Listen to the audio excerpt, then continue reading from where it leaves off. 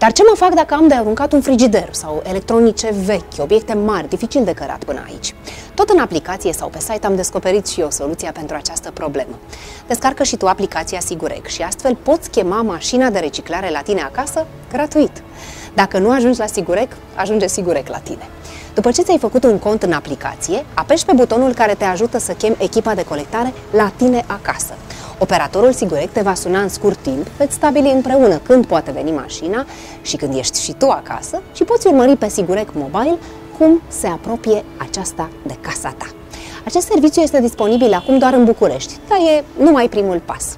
Și am uitat, în câteva minute sosește mașina la mine acasă. Până atunci, sfatul meu e acesta. Reciclează cu încredere la Sigurec, vei simți că faci fapte bune, că ai parte de ajutor în dorința de a sprijini natura și o viață mai bună. Ești recompensat și te și distrezi intrând în jocul care te poate transforma în super-eroul verde. Eu am început deja să strâng puncte și stau bine cu istoricul în aplicație, ceea ce-ți doresc și ție. Mult succes!